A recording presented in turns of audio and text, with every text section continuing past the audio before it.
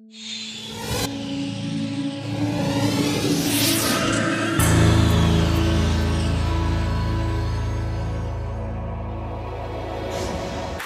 have a pretty simple idea that I'm just going to tell you over and over until I get you to believe it. And it's all of us are makers. I really believe that. All of us are makers. We're born makers. We have this ability to make things, to grasp things with our hands.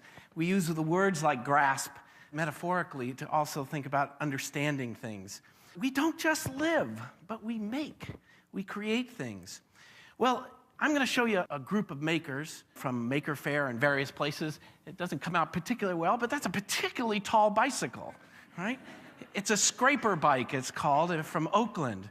And this is a particularly small scooter for the gentleman of this size, but he's trying to power it or motorize it with a drill, right? And the question he had is, can I do it? Can it be done? Apparently it can. So makers are enthusiasts. They are amateurs. They're people who love doing what they do. They don't always even know why they're doing it.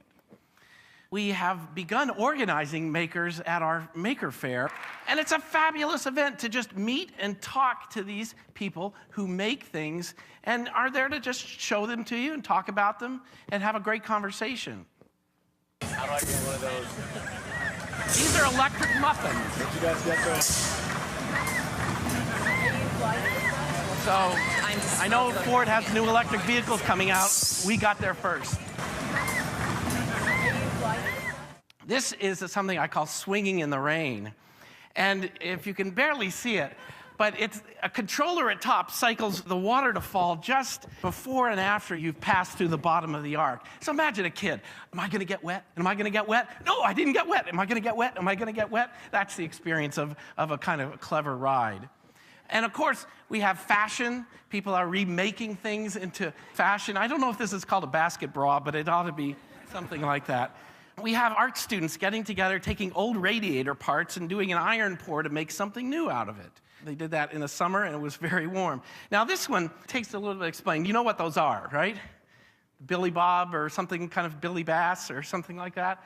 All right. Now, the background is the guy who did this is a physicist, right? And he'll explain a little bit about what it does. I'm Richard Carter, and this is the Sashimi Tabernacle Choir.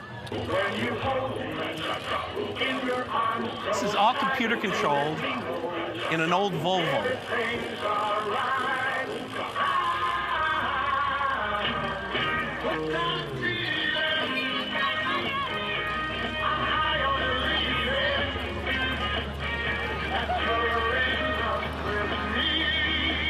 So, Richard came up from Houston last year to visit us in Detroit here and show the wonderful Sashimi Tabernacle Choir.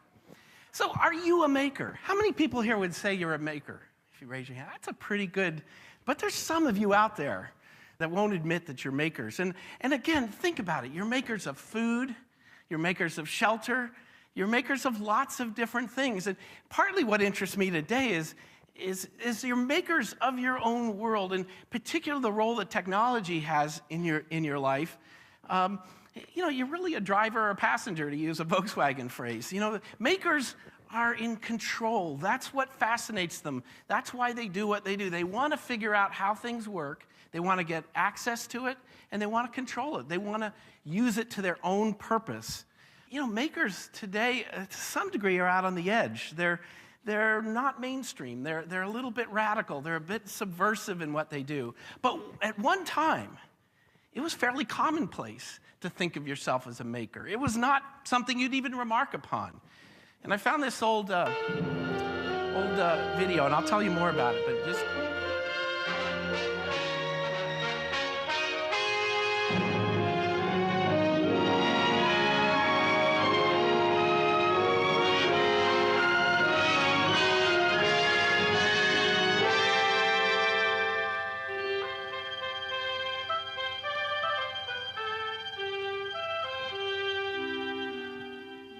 Of all things Americans are, we are makers.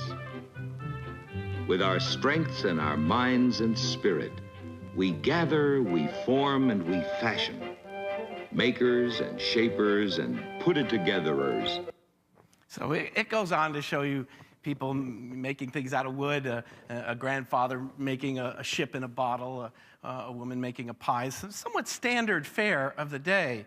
But it was a sense of pride that we made things, that the world around us was made by us. It didn't just exist. We made it, and we were connected to it that way.